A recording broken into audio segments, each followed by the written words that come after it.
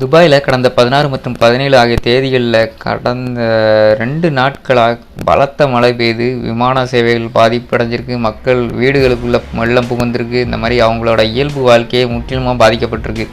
அதாவது கிட்டத்தட்ட 3/4 நூற்றாண்டுக்கு முன்னாடி தான் இந்த மழை பெஞ்சிருக்கும். அதாவது 75 வருஷங்களுக்கு முன்னாடி தான் இந்த மாதிரி மழை பெஞ்சிருக்குது. அது வரைக்கும் இந்த மாதிரி இப்போ இன்றைய காலகட்டத்தில் உள்ள மக்கள் இந்த மாதிரி மழையை பார்த்ததே இல்லை அப்படின்னு சொல்கிறாங்க. ஏன்னா துபாய் ஒரு பாலைவன நாடு. அங்கே மழை அரிதாக தான் காணப்படும். அதுக்காக தான் அங்கே ஒரு முறையை பயன்படுத்துகிறாங்க. அதாவது க்ளவுட் சீடிங். அந்த முறையை பயன்படுத்தி 1982 அந்த முறையை பயன்படுத்தி அவங்க மழையை வருவிக்காங்க. ஏன்னா அங்கே மழை அதிகமாக கிடையாது.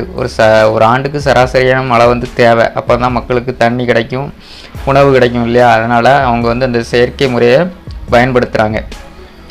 கிட்டத்தட்ட இந்த 16 மற்றும் 17 ஆகிய தேதிகளில் எவ்வளோ மழை பெஞ்சிருக்குன்னு கேட்டிங்கன்னா 259.5 மில்லிமீட்டர் அளவுக்கு மழை பெஞ்சிருக்கு தான். அதாவது கிட்டத்தட்ட 75 வருஷங்களுக்கு அப்புறமா இந்த மாதிரி ஒரு மழையை அந்த மக்கள் பார்த்துருக்குறாங்கன்னு தான் சொல்லப்படுது. அங்கே உள்ள ரோட்ஸ், தெரு எல்லாமே மூழ்கடிக்கப்பட்டிருக்கு. அது மட்டும் இல்லாமல் அங்கே உள்ள விலங்குகள், அதாவது ஒட்டகங்களும் பாதிக்கப்பட்டிருக்குங்க. நீங்கள் அந்த வீடியோ பார்த்தீங்கன்னாலே தெரியும். ஒட்டகங்கள் மழையை பார்த்துருக்காது. அங்கே உள்ள மனிதர்கள் எப்படி மழையை பார்த்துருக்க மாட்டாங்களோ அதே மாதிரி தான் அங்கே உள்ள ஒட்டகங்கள் பாலைவனத்தை தான் பார்த்துருக்கும். அங்கே உள்ள ஒட்டகங்கள் காற்று, புயல், மணல் புயல், இந்த மாதிரி புயல் காற்றை பார்த்துருக்கும். ஆனால் வெள்ளத்தை பார்த்துருக்காது இல்லையா? அந்த வெள்ளத்தை பார்த்தோன்னா அதுக்கு எப்படி அதிலேருந்து சர்வை பண்ணணுங்கிறது ரொம்பவே கஷ்டமான ஒரு காரியம். அதுதான் அந்த மக்களும் ஒட்டகமும் இந்த மாதிரி அனுபவிச்சிட்டது.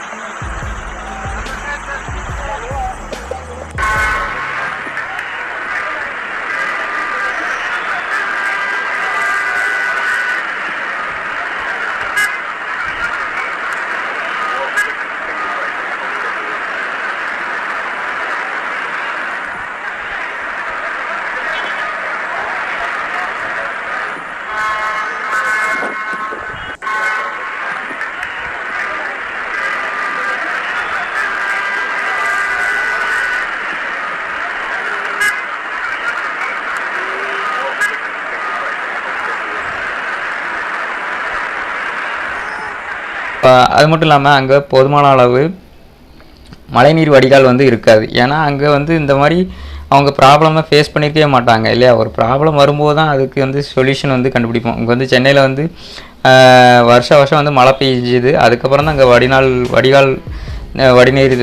மழைநீர் வடிகால் திட்டத்தை கொண்டு வந்தாங்க. அது கொண்டு வந்துமே அது நிறைய அது விமர்சனம் வச்சாங்க. ஸோ ஆனால் அங்கே இந்த மாதிரி மழை அதிக அளவில் பெஞ்சதே கிடையாது. ஸோ அதனால் அங்கே இதெல்லாம் வச்சுருக்க மாட்டாங்க. அதனால் அங்கே உள்ள வெள்ள நீர் வடியதுக்கே கிட்டத்தட்ட 1 வார காலம் ஆகும். கிட்டத்தட்ட 1 வாரத்துலேருந்து 10 நாட்கள் வரை கூட ஆகலாம். அந்த மாதிரி தான் சொல்லியிருக்கிறாங்க அங்கே துபாய் அரசாங்கம். அந்த அளவுக்கு மழை கொட்டி தீர்த்துருக்குது. ஸோ இப்போ நம்ம க்ளவுட் சீடிங் அப்படின்னா என்னென்னு பார்ப்போம். க்ளவுட் சீடிங்னா சில்வர் அயோடைடு இருக்குல்ல, சில்வர் அயோடைடையும் டைட்டானியம் ஆக்சைடு அப்படிங்கிற ஒரு chemical, silver iodide titanium oxide. இந்த கெமிக்கலை வந்து ஏரோப்ளேன் மூலமாக அங்கே உள்ள மேகக்கூட்டங்கள் இருக்குல்ல அதில் வந்து தெளித்து விடுவாங்களாம், அதாவது ஸ்ப்ரெட் பண்ணி விடுவாங்க. சீடு விதைக்கிறது, அதான் க்ளவுட் சீடிங் அப்படின்னு சொல்கிறாங்க. அது விதைக்கிறது மூலமாக அந்த மேகம் வந்து நீராக மாறி அது வந்து மழையை கொட்டுமா. அதாவது இது வந்து ஒரு செயற்கை முறை தான். இயற்கை முறையான மழை எப்படி அப்படின்னா வெப்பமான காற்று வந்து அதிக ஈரப்பதத்தை வச்சுருக்கும். அப்படி அந்த ஈரப்பதம் தான் ஒரு மழை நீராக நிலத்தில் வந்து விழும். அந்த இதுதான் இது இயற்கை முறை. ஆனால் இது செயற்கை முறை வந்து சில்வர் அயடைடு டைட்டானியம் ஆக்சைடு இந்த ரெண்டையும் கலந்து சீட் பண்ணுறாங்க, ஏரோப்ளேன் மூலமாகவோ ஹெலிகாப்டர் மூலமாகவோ. அதை பயன்படுத்தி பண்ணும்போது அந்த குறிப்பிட்ட அந்த இடத்துல உள்ள மேகங்கள் மட்டும் நீராக மாறி நிலத்தில் மழையை வருவிக்குது. ஸோ இதுதான் வந்து க்ளவுட் சீடிங் அப்படிங்கிறாங்க. ஆனால் அந்த யுஏஇ கவர்மெண்ட், அமீரகம் கவர்மெண்ட் வந்து என்ன சொல்கிறாங்கன்னா, அங்குள்ள உள்ள வானிலை ஆய்வு மைய ஆய்வாளர்கள் என்ன சொல்கிறாங்கன்னா, இது இந்த மழை வந்து செயற்கை முறையால் வந்தது கிடையாது, இது முழுக்க முழுக்க இயற்கையான மழை தான் அப்படிங்கிற மாதிரி சொல்கிறாங்க. இது வந்து க்ளவுட் சீடிங் பண்ணனால இந்த மழை வரல, இந்த அதிகமான மழை இது வந்து இயற்கையாக தான் இந்த காலநிலை மாற்றத்தின் காரணமாக தான் இந்த மழை பெஞ்சிருக்குதுங்கிற மாதிரி அங்கே உள்ள வானிலை ஆய்வு மைய தலைமை அதிகாரிகள்லாம் சொல்கிறாங்க. ஸோ இதுதான் மக்களே இந்த வீடியோ.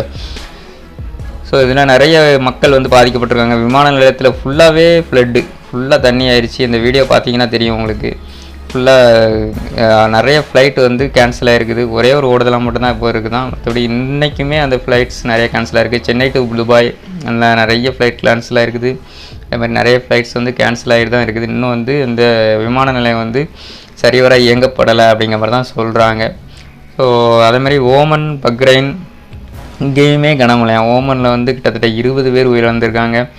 யுஏஇயில் வந்து ஒருத்தர் வந்து உயிரிழந்திருக்கிறாரு. இந்த மாதிரி நிறைய உயிரிழப்புகள் இருக்குது. பக்ரைன், ஓமன் அங்கேயுமே புயல் வெள்ளம் தான் வந்திருக்குது. ஸோ மக்கள் எல்லாருமே சேஃபாக இருங்க. அங்குள்ள மக்களுக்கு நம்ம துணை நிற்போம், கடவுளை வேண்டிப்போம், நல்லபடியாக எல்லோரும் நல்லபடியாக உயிர் வளர்ச்சி நல்லபடியாக வாழணும் அப்படின்னு. அங்கே உள்ளவங்க எல்லாருமே பணக்காரங்க அப்படிங்கிறனால அங்கே உள்ள ஃப்ளட்டு, அங்கே உள்ள வாகனங்கள் பாதிக்கப்பட்டால் அவங்க மறுபடியும் அதை சம்பாதிச்சிக்கூடிய திறன் அவங்களுக்கு இருக்குது. ஆனால் உயிர் இழப்புகள் மட்டும் ஏற்பட்டுக்கூடாதுன்னு எல்லாருக்கும் வேண்டிக்கிட்டோம். அவ்வளோதான் இந்த வீடியோ மக்களே. இந்த வீடியோ பிடிச்சது நம்ம சேனலுக்கு சப்ஸ்கிரைப் பண்ணி வச்சுக்கோங்க, நம்ம சேனலை ஷேர் பண்ணி விடுங்க, லைக் பண்ணுங்கள், கமெண்ட் பண்ணுங்கள். மீண்டும் மற்றும் ஒரு சம்பவத்தை சந்திக்கலாம். And then bye, take care.